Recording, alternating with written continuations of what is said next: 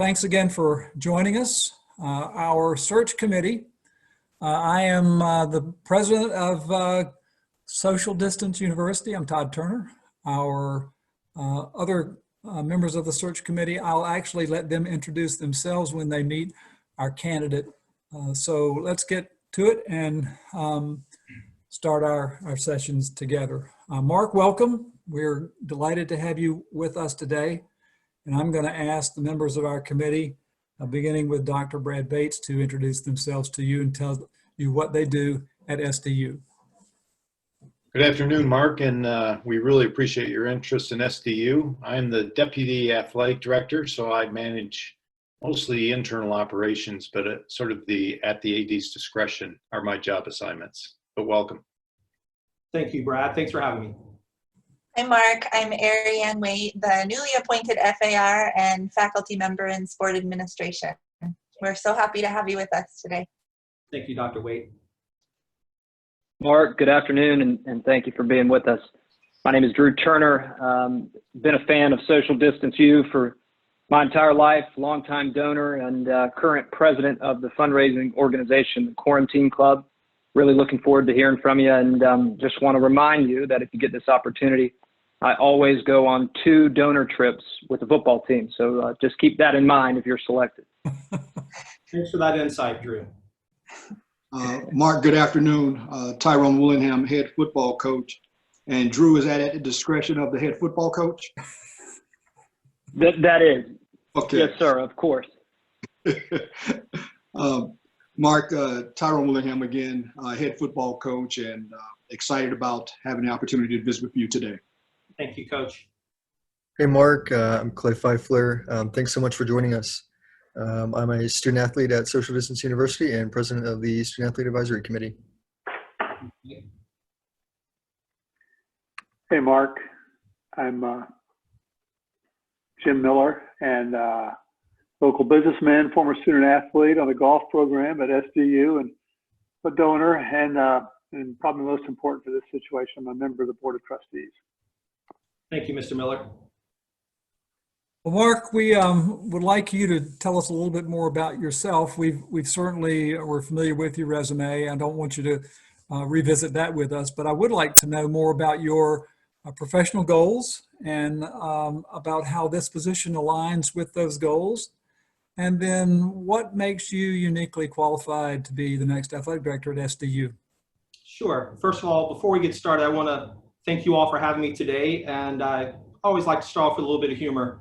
Today's event and this whole search, I want to call it it's a virtual reality contest, kind of a hybrid between Survivor and also American Idol through the professional development program. So I want to thank you for having me today and all the audience listening. Why am I uniquely qualified, and why am I motivated for this position? Well, Mr. President, I've worked for 28 years in higher education, and specifically in college athletics for a quarter of a century. I'm a product of the environment. I'm a first generation student, and also I was a student athlete as well. It's provided unbelievable opportunities for me, and I truly believe in the transformational value of what we work in every day, and that's to provide opportunities for those that may not have that chance. That drives me every day to be different, unique, and bring an energy that quite often I just think it has to be relentless every day to provide those opportunities. And I do my best to inspire others, especially a lot of my work has been on the external side in driving relationships to invest in these opportunities. But I go back to being an athletic director, you have to, it's an array of services that so many things wind into an athletic director chair. I've been training for this for 28 years. I've had 15 years at some very unique institutions to serve in leadership roles. I have not been in the athletic director chair. It's something I think is a really significant calling. You have to be ready for it. You have to be very experienced, weathered, but also have the ability to cast a vision, deliver strategy, follow through, build consensus with a diverse group of people on a campus. I also think you have to respect the things that you're not a professional at. My background, however, is such a variety of those experiences. Being a student athlete, I also stayed on as a graduate assistant baseball coach, learned a lot. I was the only coach on the baseball program, so I had to be the academic counselor, the compliance person, strength conditioning, all those things at a small Division I institution that was barely Division I at the time at Mercer, which has come a long way.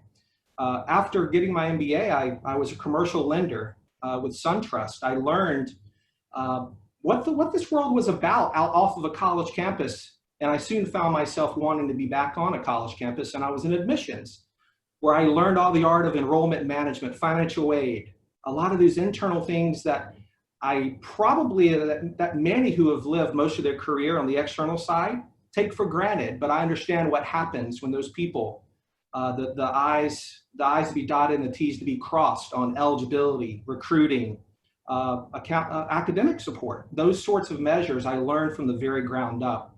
Transitioning then, I got into fundraising and have had a career started out in academic fundraising at Mercer. And then my first step into athletics fundraising was actually at Vanderbilt, and then thereafter, Ohio State, St. Louis University, Marquette, and now UCF for 7 years. That package of distinct universities has provided a depth of experience. It's allowed me to learn so much, also learn what not to do at times. I've watched others go through some trials and tribulations just like myself. But what I found is that being an athletic director it's not for the faint of heart. It's a very serious endeavor. You have a lot of staff, employees, student athletes, alums, and an institution that counts on you to do it the right way, but also deliver results. And so I'm well prepared at SDU. Boy, it's very similar to our UCF story. Though it has about a half-century head start on us as an institution, but I just see the similarities, the budget, the alumni base. I think Orlando may deliver a little different audience than the community around SDU, and so that's one thing. But it's a group of 5 well positioned for the future. It's very similar to our UCF story, where I've been for 7 years and had the privilege to grow. The last 4 years have truly accelerated at UCF, and being part of that, it seems like a logical next step to take this transformational effort we've had here at UCF and bring it to SDU and its next challenge as it tries to be its best version of itself and be the kind of program that others wish to emulate their success. And so that's my interest in SDU, and thanks for having me today. Thank you, Mark. Well said. I'll turn it over to Brad. Thank you. So, Mark, we certainly can't avoid what the entire world's talking about right now. So let's jump right into coronavirus. We're in desperate need for leadership during this crisis. What experiences have prepared you as our athletic director to lead us in managing and planning for the financial crisis created by the pandemic? Right. Well, first of all, most currently is working on our leadership team, myself and 2 other deputies and assisting Danny. What does the current situation look like? We have to make some hard calls. What's the best move? We have to have our antenna up. What's the university doing? What's our state university system? How are our donors and customers feeling? What obviously is the medical community? You have the NCAA, we have our conference affiliations. You have to have a really, really large antenna that's very sensitive. But we also need to arrive at a conclusion of what's best for us. And that balance between what is popular versus what is best for us sometimes don't blend very well.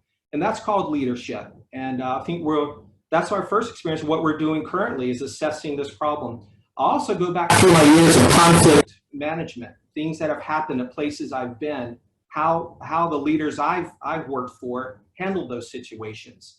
What I do know is it needs to be one voice. There needs to be a great listening. And sometimes that listening measures are very limited. You don't have time to listen too much, but gather the best information you can, make real solid decisions and build consensus around those decisions, and make what's the best decision for your institution, and stick by it. There's also time to also admit when things are trending in a different direction. But it comes with the art of communication and, again, building consensus around what you're planning to do and how you're going to do it. Thank you. Thank you.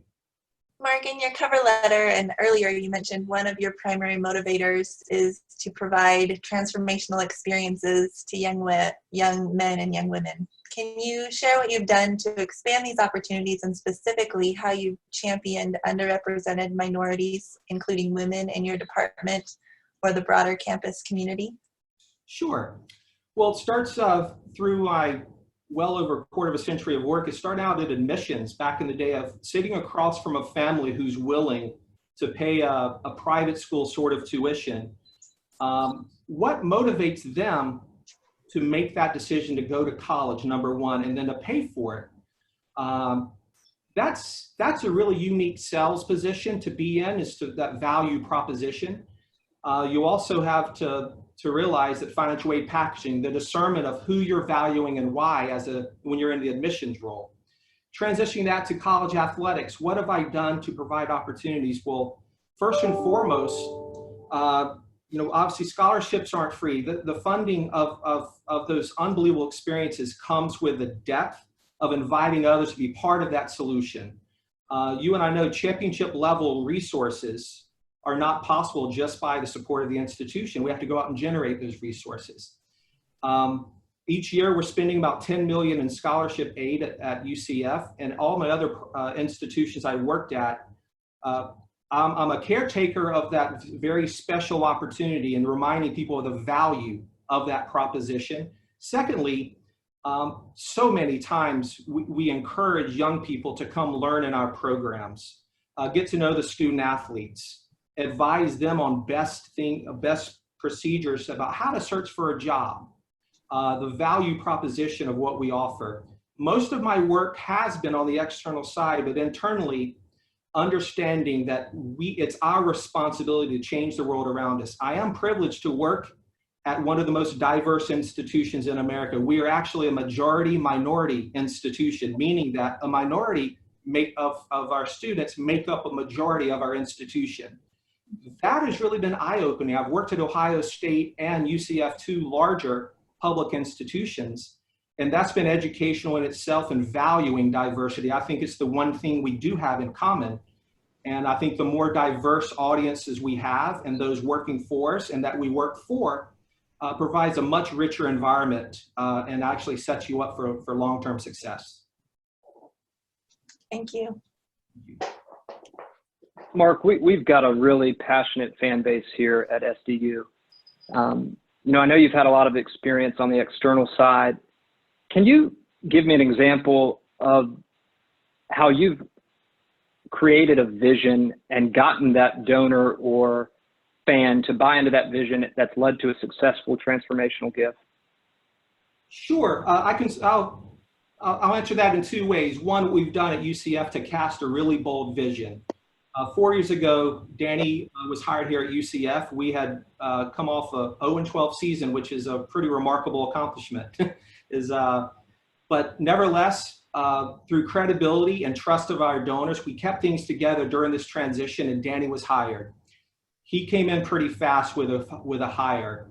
I saw the power of vision when we transformed the way we play football, what we look like, what was our branding metrics, and what do we look, the racing stripes on our uniforms, the colors. We became more contemporary, and there was a message being understood that this is not the same UCF as just about 2 weeks ago. We invited people to buy into that new look of UCF, a new contemporary young. We happen to be one of the youngest institutions. We're only 56 years old. We've been playing college football at the FBS level for only 24 seasons. But we've had some successes along the way, but the bottom had fell out pretty quickly. And Danny came in and talked about we needed to change what our appearance was, the uniforms, the styles. And that was enticing to a young audience that we had. Now, combining that with a donor base that has an appreciation and probably a wealth factor more capable of helping with larger things, we soon developed the Athletics Village vision and invited one of a significant guy who had not given to athletics before. He had made some leadership gifts on campus, but really through a relationship that I had at Marquette. They were donor friends together. They had worked together But my donor friend from Marquette said, you have to meet this guy when you move to Orlando. Well, it happened to be a gentleman named Ken Dixon. And Danny and I put a vision in front of him.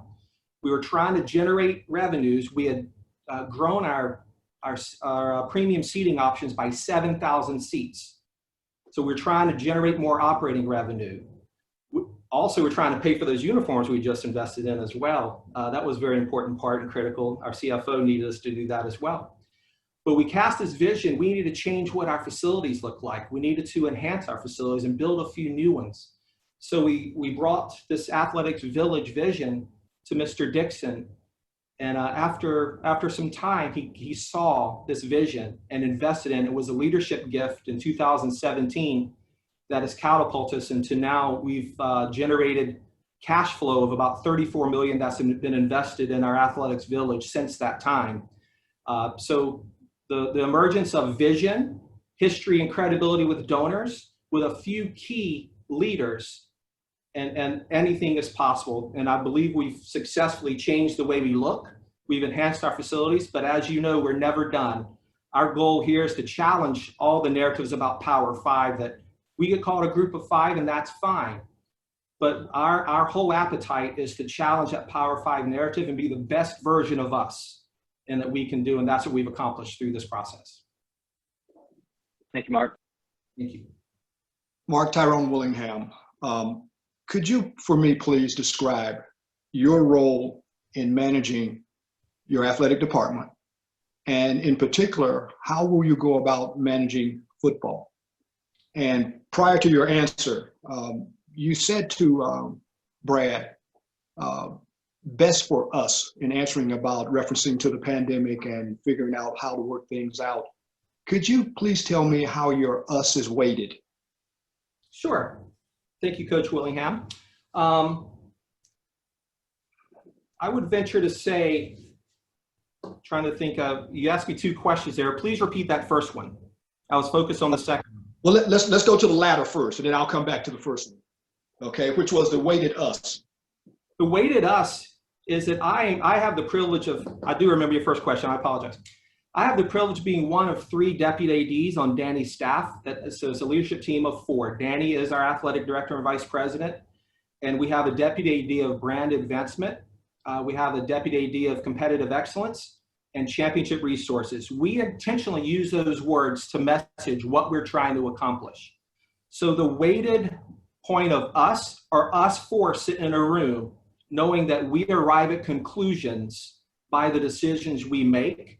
And I believe the us is the fact that there's one plan, and we executed a strategic plan back in 2017. Actually, President Turner in his former life as a search consultant and an advisor helped us with this.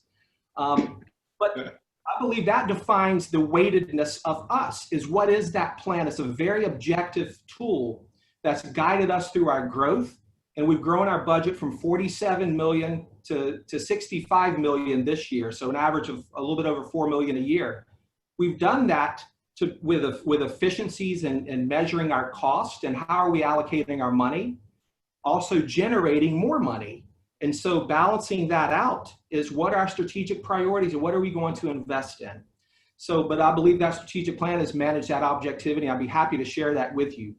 But that's also the answer to your first question, is how we make decisions and where I am relative to football. I believe that was your question. Yes, you manage your department and also how you manage football. So I also have when we went through the most unique search I could probably ever imagine in replacing Coach Frost when he left for Nebraska, I had the privilege of serving and assisting Danny, the couple of other deputy ADs and Danny and a few other members of our campus community to search for Coach Heupel and be a very intimate part of that. And getting through that process together and working with a student athlete during the most remarkable transition coming off of an undefeated regular season, transitioning to an FBS Bowl, which that was our second New Year's Six Bowl, and now we've had a third since then, was a remarkable, enlightening experience. But I will tell you, it was met with significant credibility because I was part of that process and working with Coach Heupel and managing our future together. I'm a credible partner at that table and helping deliver my part of that story, which is to generate and enhance our revenues. We call them championship resources, and focused upon making football and being the best version it can be relative to our competition. And as the budgetary growth is implied in the success of football, I think we've done a hell of a job doing that. Yes, you have. Thank you. Hi, Mark. I've got the next question. To pivot to another current topic, how will you approach managing the recent changes or future changes to name, image, and likeness regulations to best benefit your student athletes and the university as a whole? What a unique time that all is going on with a pandemic, the onboarding of some new legislation on the heels of recent legislation about, you have the transfer portal. You obviously still have the cost of attendance being a financial, being something more targeted with finances and how you're accomplishing those things. Well, here we go with name, image, and likeness. I believe that our compliance folks on campus, and we all have to assume some responsibility for this, are more and more going to be marketplace solutions, not the old traditional enforcement. That'll be another whole category. But we lean on our compliance people to be solution oriented rather than enforcement oriented. And so I think more and more we'll have to learn compliance throughout the department. It'll be more of a cultural core value, which I think it already has been, but I'm talking more intimate hands-on experience at knowing what's possible, what's right, and what's not. And there's a big clarity in finding that stress and that static that may exist between what's right and what's possible. And those two things, making good sense of that with name, image, and likeness. You know, I hear the term used, guardrails. I don't know really what all that means, except how do we protect our university assets while also supporting our student athletes to also be entrepreneurial in their own right and their own privileges. So it's a stress fracture, but the best I know is to keep searching what this means and find our decision on what's right and what's possible. Thank you, Mark. Thank you. I'd like to follow up on that if I could, Jim, before you jump in. Mark, you mentioned protecting university assets. And when you look at name, image, and likeness, do you see any risk there for institutions as student athletes gain access to the marketplace? Will this impact you, and what would you do about it? Well, undoubtedly, there's some risk associated with this. You know, we all have worked for years to build equity and a brand. In our case, for instance, most contemporarily at UCF. You know, the fine line between a kid's use of our marks is something we work hard to protect. At UCF, you know, we brought our corporate rights in-house. So that's something that we take great pride in. It's a little bit different. I should say that and remind folks that very few schools have done that, but we've quadrupled our revenues because of the use, just because of the commercialization of the access to our brand. We've worked really hard, and that's been how we've grown a lot of our budget from 47 million to 65 million. Now, onboarding this opportunity for young men and women to capitalize, rightfully so. You know, they should have the privilege to develop their brand as an individual.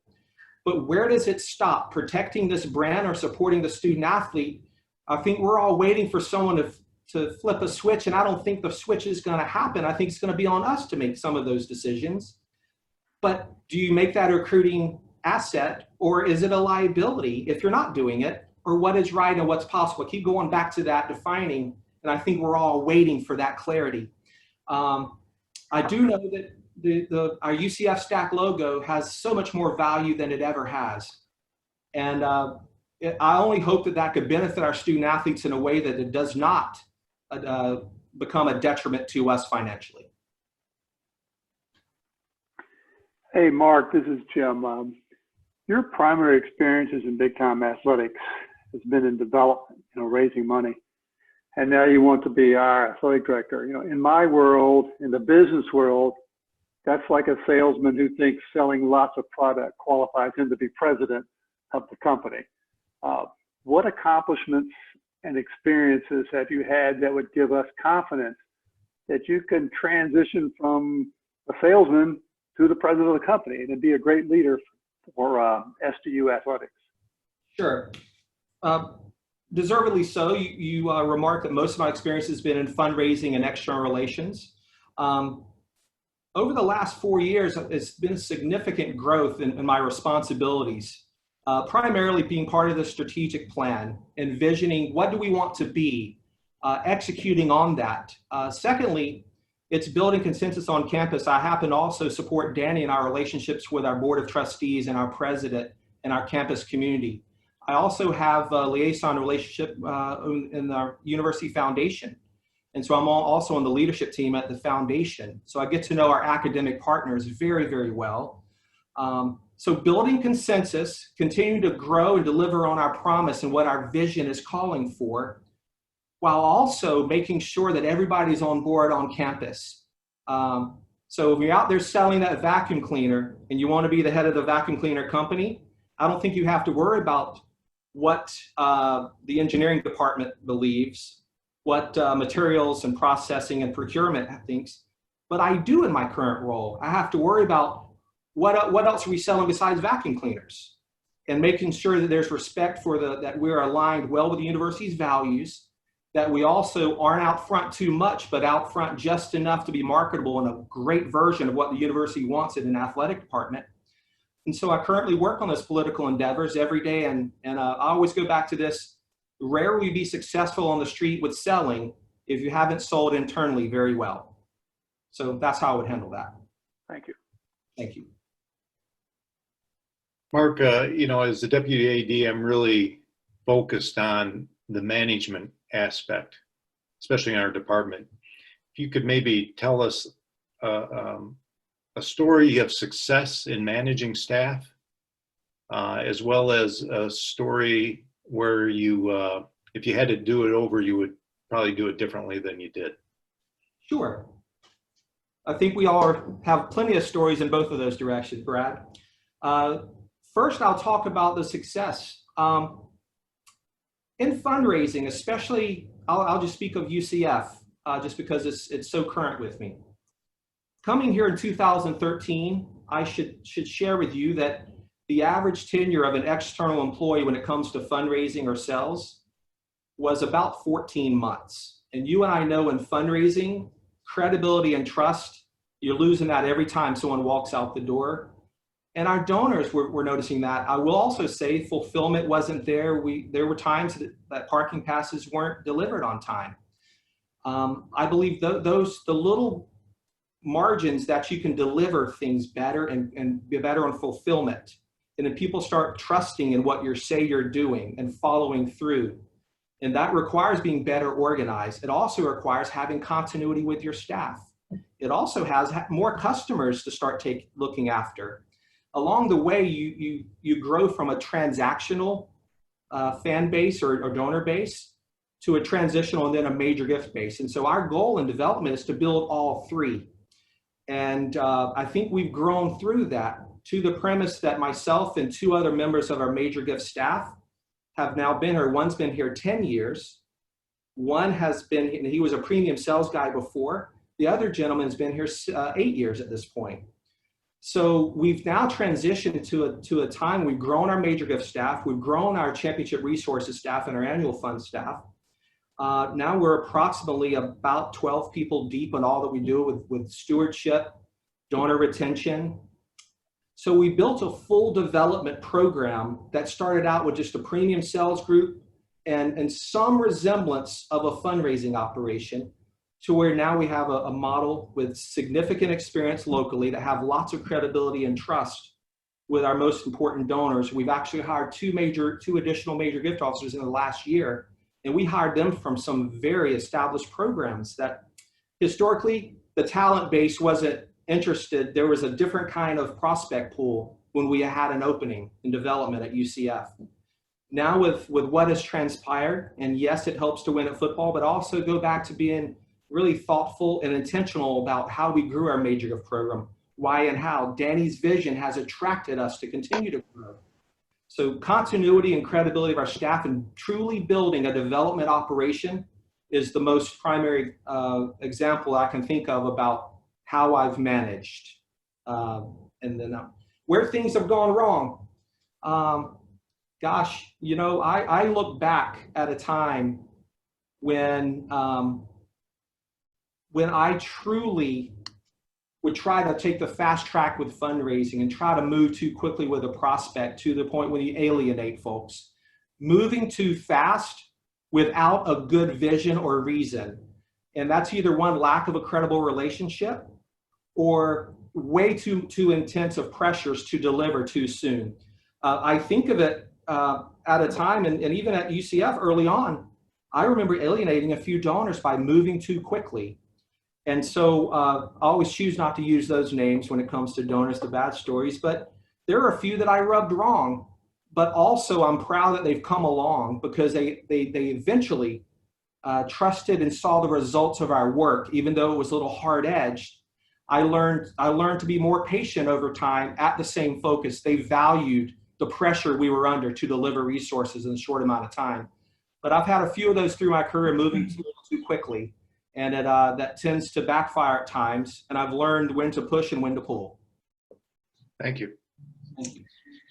Given the current landscape in higher education and intercollegiate athletics, what would you say are the 3 most pressing issues that athletic directors face, and how would you respond to each in your leadership capacity at our university? Sure. Number 1, what does the future look like? What are we trying to accomplish? Where do we belong? I happen to think at SDU, and very similar to our UCF challenge, is number 1, be the best version of us. I like to build a program that others wish to emulate your success. I want to building a program that challenges the ceiling, that continues to push upward. That's the first version. I also think that how do we manage our assets efficiently? Making some hard decisions. What are some strategic priorities? I truly believe the guideline and kind of the map for that success is strategic planning and getting to know the institution pretty rapidly. What are the biggest decisions we have to make when we have to make hard ones about resources? It's just a playbook for success and delivering on those metrics and hold ourselves accountable through that for being great stewards of the resources that we generate. I also wish to be leaders. I want us to build a kind of program, not only one as far as talk about vision, but also you have to talk about student athlete success. It has to be at the core of everything. That's our number 1 mission is graduation, developing the whole person, providing unique experiences that transform the lives of young men and women through the student athlete experience. I'd like to be measured for what they become in 10 years, not just next year. A longer view to develop long-term relationships. I also happen to say you got to win. Winning, you learn more from winning surely than you do losing, but all along the while learning these amazing traits and skills and crafts and all kinds of positive things in life. And I believe this opportunity, there are 2 things that could probably determine your success in life, and that's your DNA and your zip code. Student athlete experience is one way to change that trajectory of your life.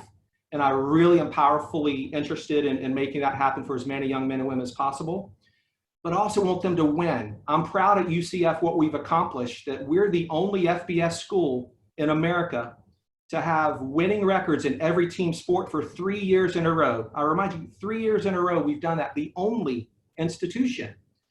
So number 1, vision.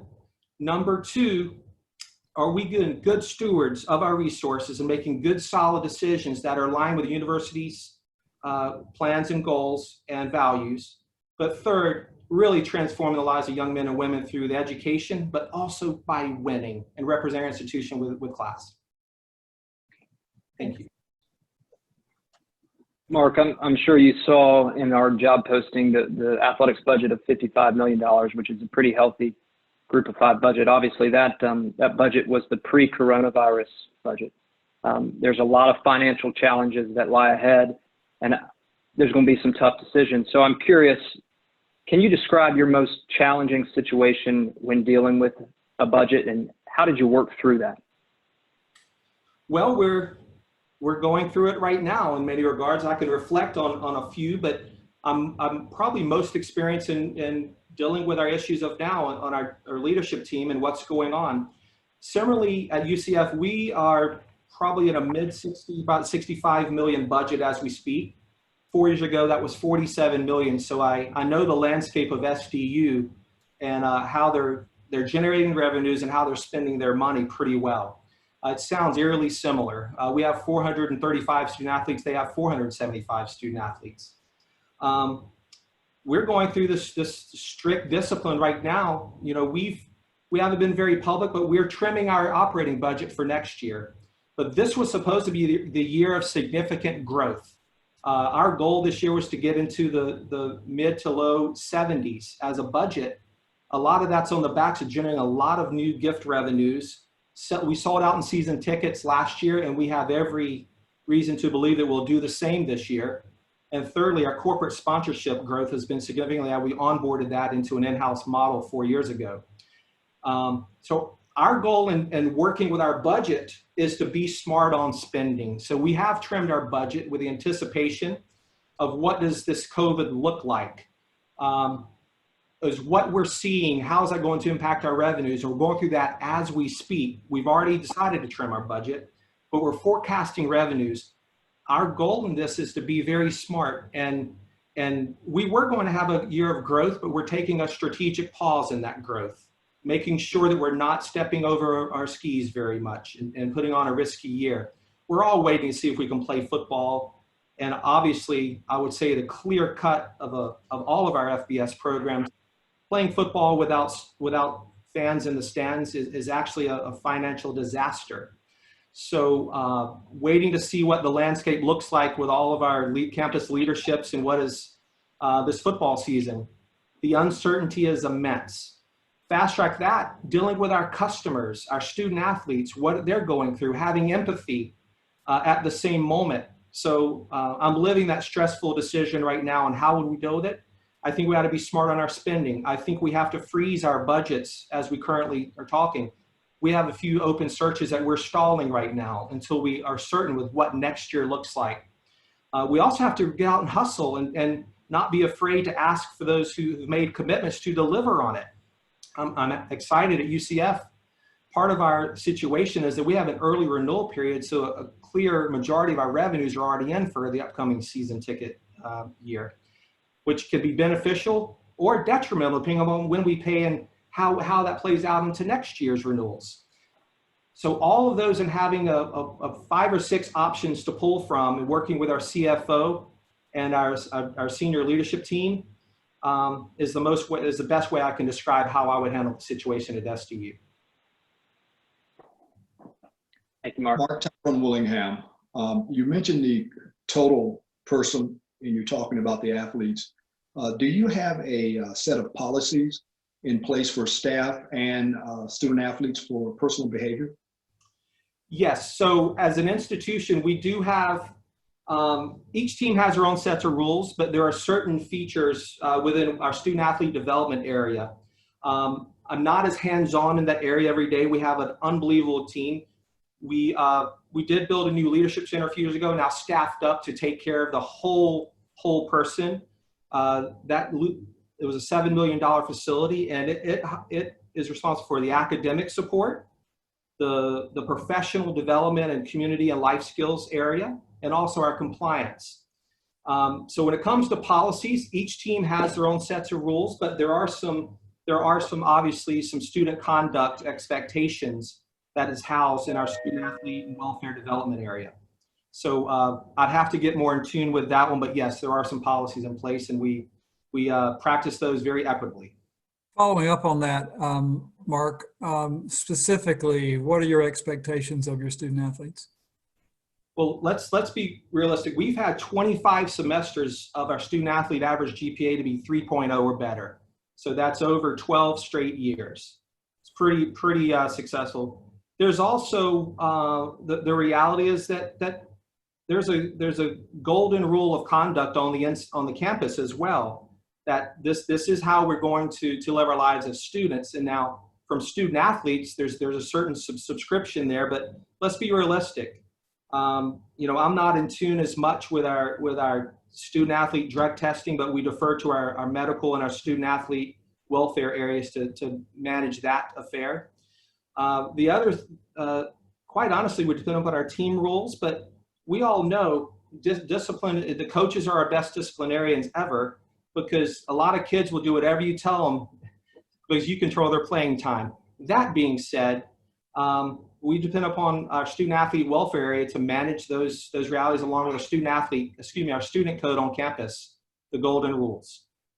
Our time has gone quickly. I want to leave you a little bit of time to ask a question if you'd like, but before you do that, could you share with us an incident or a circumstance in your career where your reaction to that circumstance best revealed your personal character?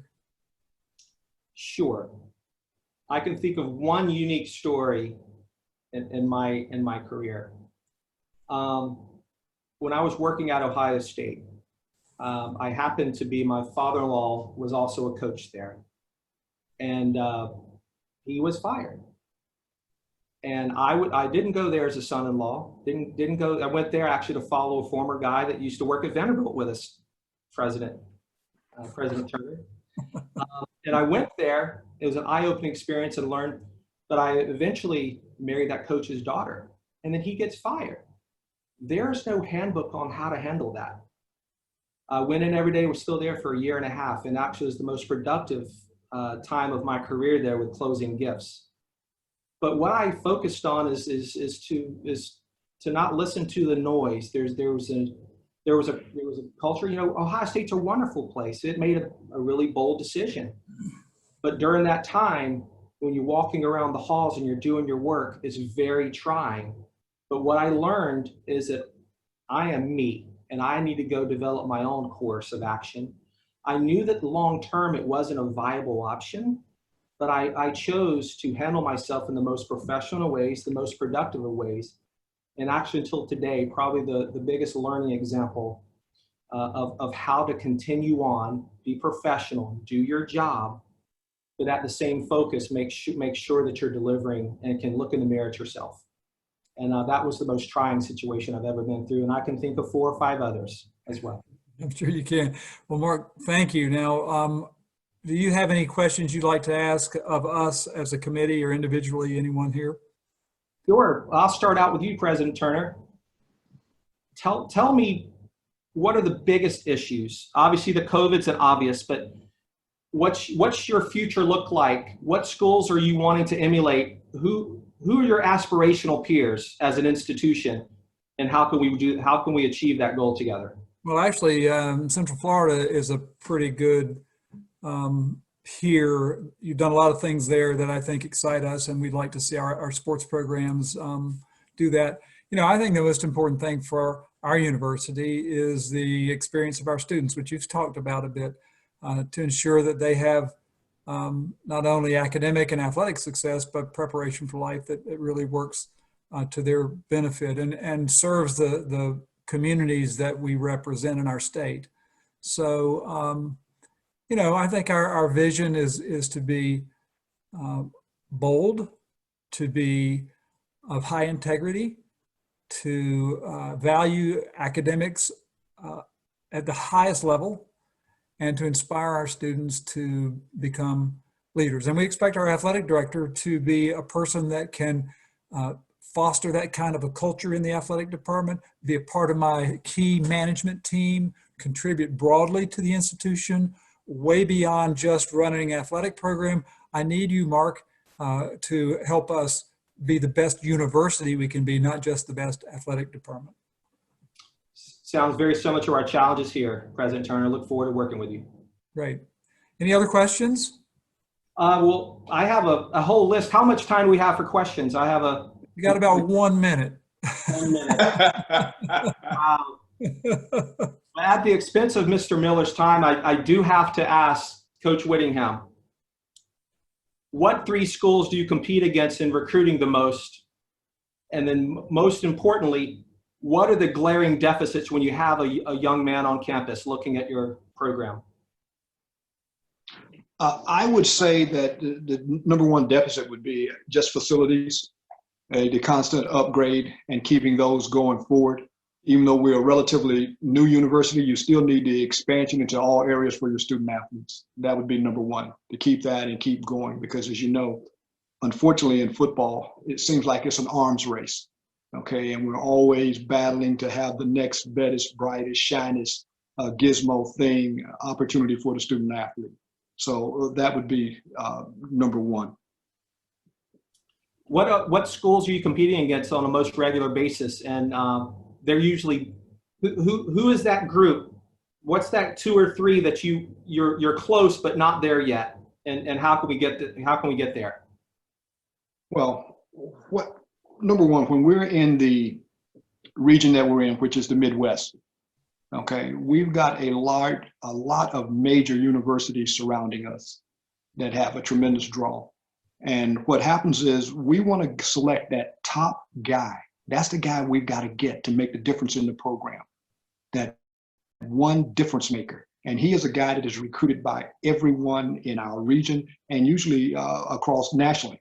So that is where we have to target to get that one big guy, okay, that we can steal away from those other schools that make the turn in the program to keep you an elite school. Okay. Thank you, Coach. I have one last question, if that's okay. Okay, fire away. Clay, student athlete, tennis. I would like for in 3 words. See, what year are you? Are you a junior? Yes, that's correct. What are 3 words to sum up your experience at SDU thus far? I would say community. I would say academics, and I would say dedication. Thank you. I was hoping he'd say the president, but he didn't. Hey, Mark, listen, thank you so very much for taking time out of your busy schedule to spend with us today. As I said early, we will hopefully be back to you by the end of the week with our decision about our next athletic director, but we wish you well, and congratulations on the wonderful things you're doing at UCF. Well, thank all of you for having me, and have an excellent day. And again, thanks for the opportunity to be with you today. Thank you, Mark. Thanks, Mark. Thank you, Mark. Thank you.